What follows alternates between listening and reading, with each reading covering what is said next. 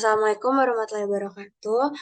Eh, Perkenalkan, sebelumnya nama saya Salwa Salsabila dari Teknik Metodologi Material Angkatan 2021 dengan nomor NPM 210665445.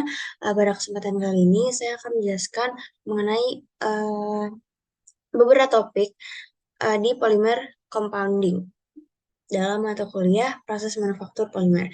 Jadi ada beberapa trigger question yang nantinya akan dijelaskan melalui presentasi pada kali ini.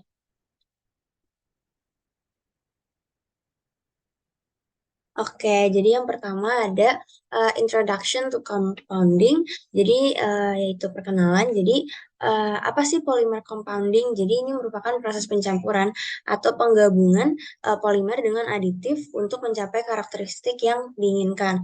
Ini merupakan langkah yang paling penting di proses pembuatan polimer karena ini memungkinkan nanti produsen untuk meningkatkan atau mengubah sifat bahan dasar atau dapat menghasilkan bahan dengan kualitas tertentu melalui uh, polymer compounding ini dengan berbagai pengisi, penguat, dan juga aditif.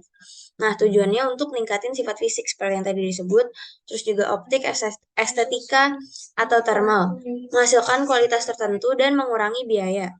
Proses pencampuran dapat dilakukan dengan berbagai teknik seperti pencampuran lele, pencampuran larutan, dan pencampuran padat. Nah, di dalam polymer compounding ini, uh, penggabungan berbagai aditif dengan matriks polimer dilakukan untuk menciptakan um, campuran bahan yang disesuaikan dengan persyaratan kinerja tertentu. Penggabungan polimer dapat menghasilkan produk polimer baru dengan sifat tertentu yang relevan dengan penggunaan selanjutnya, baik dengan mencampurkan polimer yang berbeda atau dengan menambahkan aditif ke dalam polimer. Oke, kita lanjut ke slide selanjutnya. Jadi, selanjutnya itu ada pembahasan mengenai most important factor in compounding. Jadi, beberapa faktor yang sangat berpengaruh dan yang sangat penting di polymer compounding ini. Jadi kan polymer compounding ini merupakan proses pencampuran atau penggabungan polimer dengan aditif untuk mencapai karakteristik yang diinginkan. Nah, jadi beberapa faktornya itu, yang pertama dari raw materialnya. Jadi kualitas dan konsistensi bahan baku ini sangat penting untuk memastikan keberhasilan proses pencampurannya. Sifat bahan baku itu bisa mempengaruhi sifat akhir polimer yang nanti dicampur.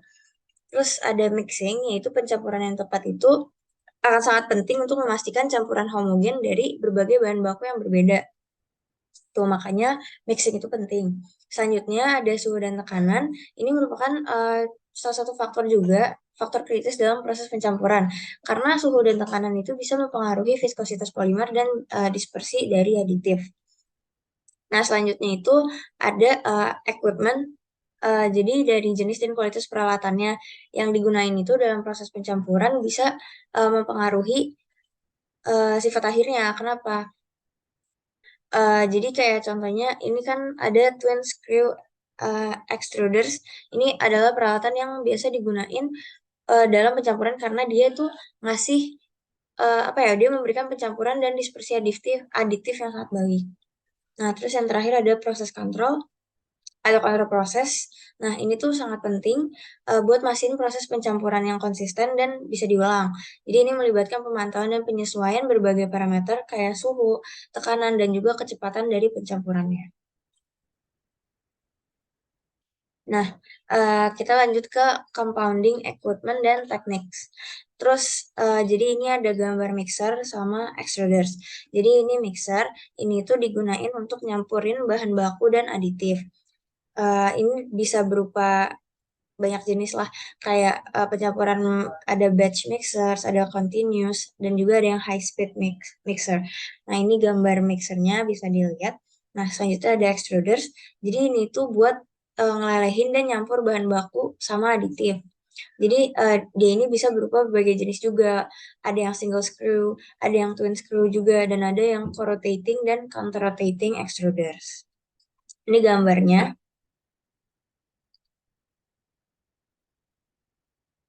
Oke, next kita lanjut ke types and classification of additive.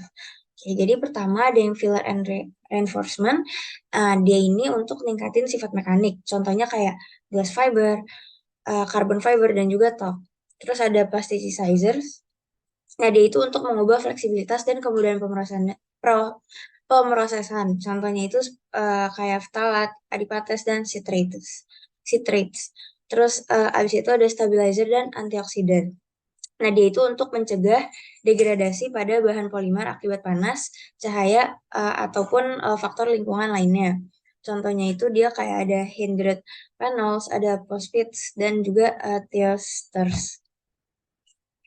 Selanjutnya ada colorants and pigment. Dia itu seperti namanya untuk memberikan warna di bahan polimer.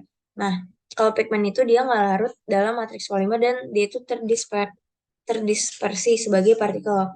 Sedangkan kalau misalnya warna atau colorants, dia itu larut dalam matriks polimer dan terdispersi melalui tingkat molekuler. Contoh dari perbedaan warna itu ada titanium dioksida, karbon hitam, dan pewarna organik. Terus ada flame retardants, yaitu untuk membuat bahan polimer tahan terhadap pembakaran. Jadi digunakan senyawa-nyawa halogen, senyawa fosfor, dan hidroksida logam.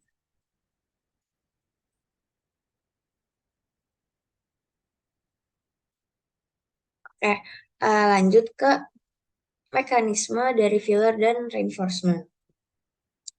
Nah, ini untuk interaction-nya. Jadi di bahan polimer itu penggunaan bahan pengisi atau yang disebut filler ini bisa ningkatin sifat mekaniknya. Ini karena filler itu dapat berinteraksi dengan matriks polimer pada tingkat molekuler dengan membentuk ikatan fisik atau kimia dengan rantai polimer. Interaksi ini dapat meningkatkan luas antarmuka antara bahan pengisi dan matriks polimer, sehingga bisa meningkatkan transfer beban antara keduanya dan meningkatkan sifat mekanik bahan polimer. Beberapa contoh dari bahan pengisi yang digunakan pada bahan polimer itu meliputi silika gel, zat alami, dan titanium dioksida. Nah, ini mekanismenya. uh, Glass fiber itu dia digunakan sebagai penguat pada bahan polimer termoplastik dan termoset. Carbon fiber dia pada komposit dengan kinerja tinggi dan talc itu digunakan sebagai bahan pengisi pada polipropilena. Nah, contohnya yaitu penggunaan bahan pengisi dan penguat pada bahan polimer dapat meningkatkan sifat mekanika dengan cara membentuk aglomerasi.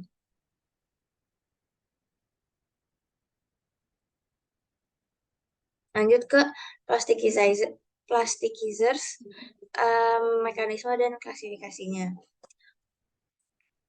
Plastic scissor adalah bahan tambahan pada bahan di polimer yang digunakan untuk mengubah fleksibilitas dan kemampuan prosesnya dengan mengurangi gaya antar molekul antara rantai polimer.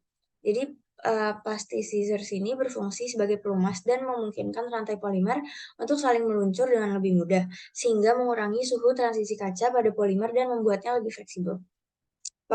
Plastic scissor juga dapat meningkatkan aliran dan termoplastisitas pada bahan polimer dengan mengurangi viskositas dari lelehan polimer. Plastic scissors ini biasanya ditambahkan pada bahan polimer kayak plastik, karet.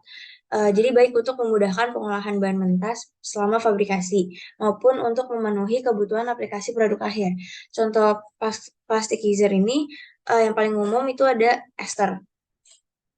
Nah, ini beberapa jenis plasticizer yang umum digunakan pada bahan polimer. Ada Thales, jadi dia merupakan jenis yang paling umum digunakan. Contohnya ini bisa dibaca ada diethyl patalat atau DP, dibutyl patalat DBP, dan di duet ethyl hexyl patalat atau DHP.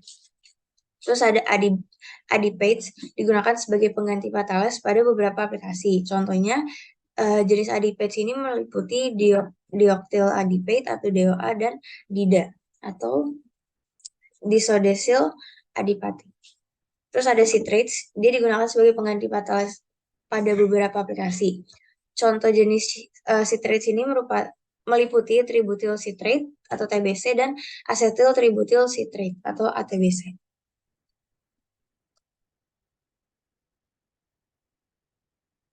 Nah, selanjutnya ke colorants dan pigment. Ini mekanismenya, jadi mekanisme dari colorants dan pigment ini, dia itu memberikan warna pada bahan polimer tergantung pada jenis warna yang digunakan. Nah, pigment ini adalah partikel yang tidak larut dan dispersi dalam matriks polimer. Seperti yang tadi udah dijelasin tadi, dia memberikan warna melalui refleksi atau penyampaian cahaya. Sedangkan kalau misalnya yang pewarna, itu dia larut dalam matriks polimer. Dia memberikan warna dengan menempel pada substrat atau larut dalam pelarutnya. Nah, jadi ini ada beberapa klasifikasi pigmen dan pewarna yang biasa digunain untuk polimer. Ada pigmen organik, dia digunakan buat industri polimer karena punya kekuatan warna dan stabilitasnya baik. Contohnya itu kalau pigmen organik kayak uh, Phthaloxyanin blue, quinacridone red, dan Perilen maroon. Nah, ya kalau pigmen anorganik itu digunain di industri polimer karena punya stabilitas panas dan cahaya yang baik. Contohnya kayak titanium dioksida, oksida besi, dan juga karbon hitam. Terus dyes atau pewarna, ini merupakan zat warna yang larut dan banyak digunakan di industri polimer karena punya kekuatan warna dan transparansi yang baik. Contohnya itu kayak pewarna asam, pewarna dasar, dan juga pewarna disperse. Mekanisme pewarna ini memberikan warna pada bahan polimer tergantung pada jenis pewarna yang digunainnya juga.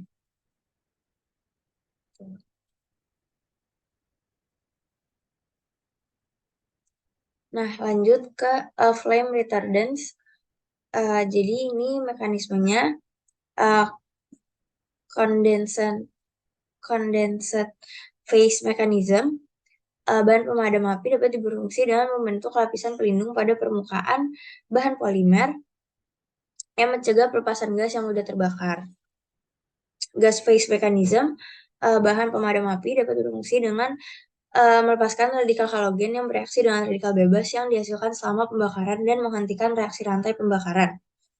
Terus ada intumescent mechanism, dia berfungsi dengan mengubah permukaan bahan polimer jadi arang yang memisahin api dari bahan dan memperlambat transfer panas ke bahan yang belum kebakar. Jadi kan flame retardant ini ditambahin di bahan polimer buat dia itu tahan pembakaran. Gitu. Nah, ini ada gambar reaksi juga. Ini polimer kalau misalnya tanpa flame retardant dan ini yang ditambahin dengan halogenated flame retardant. Gitu. Terus ada klasifikasinya, ada halogenated flame retardants. Dia itu untuk ngelepasin radikal halogen yang bereaksi dengan radikal bebas yang dihasilkan selama pembakaran dan menghentikan reaksi rantai pembakaran. Contohnya meliputi tetrabromobisphenol A atau TBBPA. Dan ada juga dekabromo dipenyl ether atau DBDPE dan hexabromociclododecane HBCD. Terus ada phosphorus base flame retardants, itu berfungsi dengan membentuk lapisan pelindung di permukaan yang mencegah pelepasan gas yang mudah terbakar. Contohnya amonium polyphosphate atau APP, ada red phosphorus dan phosphonates. Terus selanjutnya ada yang inorganic flame retardants. Dia itu berfungsi dengan melepaskan air atau karbon dioksida selama pembakaran. Contohnya meliputi aluminium trihidrat, magnesium hidroksida, dan seng borat. Selanjutnya ada nucleating agent. Jadi dia itu ditambahin ke dalam polimer selama proses pencampuran buat ningkatin perilaku kristalisasinya. Jadi dia bertindak sebagai permukaan untuk membentuk inti yang nantinya mempercepat laju kristalisasi dan ngedorong pembentukan kristal yang lebih kecil dan lebih seragam lagi. Mekanismenya, bahan pengisi ditambahkan pada layan polimer selama proses pencampuran. Si nucleating agent ini berfungsi sebagai permukaan untuk membentuk inti kristal seperti yang jelasin tadi. Terus inti kristal ini berfungsi sebagai template untuk pertemuan kristal yang lebih kecil dan lebih seragam yang terbentuk akibat keberadaan bahan pengisi atau nucleating agent ini menghasilkan sifat mekanik dan optik yang lebih baik. Ini ada gambarnya, dia dengan nucleating agent, terus mulai kristalisasi, dan sampai akhirnya dia fully crystallized. Gitu, ini dengan yang nucleated dan enggak. Terus klasifikasi, ada conventional nucleating agent, jadi ini merupakan jenis bahan pengisi yang paling umum digunakan. Biasanya adalah senyawa dengan titik leleh tinggi yang terdispersi dalam lahan polimer melalui pencampuran. Contoh dari bahan pengisi konvensional ini meliputi talk, barium sulfat, dan nanokelompok seperti monomerilonit. Terus ada advanced nucleating agent, ini merupakan jenis bahan pengisi yang lebih baru dan dikembangkan untuk meningkatkan sifat kristalisasi bahan polimer lebih lanjut. Contohnya, senyawa organik kayak sorbitol dan natrium benzoat. Terus ada hypernucleating agent, biasanya ini memiliki kepadatan nukleasi yang tinggi dan bisa mempromosikan bentuk kristal yang sangat kecil dan juga seragam. Contoh dari bahan dari hypernucleating agent ini kayak Hypeform dan Hype, Hypeform, HPN dari miliknya. Oke, next ada antistatic agent. Jadi dia itu ditambahin di bahan polimer buat ngurangin atau ngehilangin muatan statis. Muatan statis itu bisa terbentuk selama berbagai tahap pengolahan atau selama penggunaan di produk akhir. Jadi mekanismenya itu dia digunakan di bahan polimer buat ngurangin atau ngilangin muatan statis seperti yang tadi disebutin. Bahan tambahan atau antistatic agent ini dia itu berfungsi buat membuat permukaan atau bahan itu sendiri lebih konduktif, lebih sedikit konduktif, baik dengan menjadi konduktif sendiri ataupun dengan menyerap kelembapan dari udara. Molekul dari bahan tambahan antistatis atau antistatic agent ini eh, sering memiliki area hidrofilik dan hidrofobik, kayak surfaktan. Sisi yang hidrofobik itu berinteraksi dengan permukaan bahan, sementara kalau yang hidrofilik itu berinteraksi dengan kelembapan udara dan dia ngikat molekul air. Bahan antistatic agent ini bisa berbeda-beda tergantung pada jenis bahan polimer yang digunakan. Terus antistatic agent ini dapat berupa bahan tambahan internal yang dicampur langsung ke dalam bahan polimer atau bahan tambahan eksternal yang diterapkan pada permukaan bahan polimer. Bahan antistatic agent ini sangat penting buat mencegah terjadinya muatan statis di bahan polimer yang bisa menyebabkan kerusakan pada peralatan medis yang sensitif atau bahkan ledakan di bahan yang mudah terbakar. Nah, kita lanjut ke klasifikasinya. Ada internal anesthetic agent.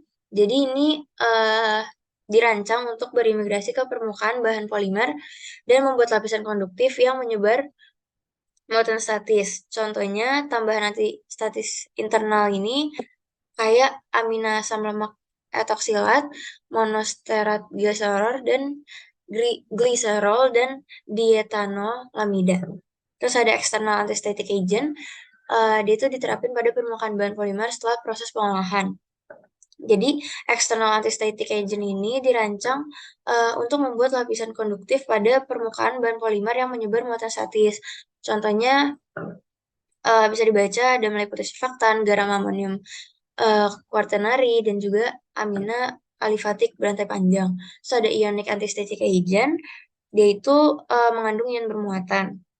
Dia itu berfungsi dengan membuat lapisan konduktif di permukaan bahan polimer yang dapat nyebarin muatan statis juga. Contohnya kayak garam pyridinium dan piperidinium. Terus ada non-ionic antistatic agent, yaitu juga membuat lapisan konduktif di permukaan bahan polimer. Contohnya itu kayak amina asam lemak etoksilat dan diethanolamida.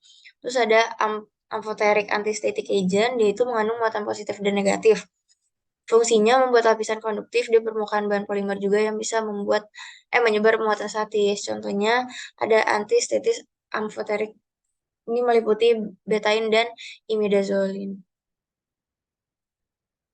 Nah, kita masuk ke pembahasan terakhir yaitu common problem in compounding. Jadi common problemnya itu apa aja sih? Uh, jadi berikut adalah beberapa masalah yang bisa terjadi selama proses pencampuran pengolahan dari bahan polimer. Jadi yang pertama itu ada pencampuran yang tidak konsisten, degradasi bahan tambahan, terus juga terjadi kontaminasi, terus penyebaran yang buruk dari bahan pengisi dan penguat, terus juga aliran yang buruk. Uh, jadi solusinya yaitu untuk mastiin kualitas bahan polimer yang dihasilkan dari polimer compounding ini bagus, harus diperhatikan kayak kita harus menggunakan peralatan pencampuran yang tepat dan teknik pencampuran yang benar kayak twin screw extruder. Terus juga kita harus menggunakan kondisi pengolahan yang sesuai kayak suhu dan laju gesekannya dan kita harus mastiin bahwa eh, tambahan-tambahan filler dan lain-lain itu kompatibel dengan matriks polimernya. Terus kita harus menggunakan peralatan yang bersih dan pastiin bahwa bahan tambahannya itu bebas dari kotoran, aditif, ataupun filler. Terus kita harus menggunakan peralatan dari compounding yang tepat dan teknik compounding yang tepat, kayak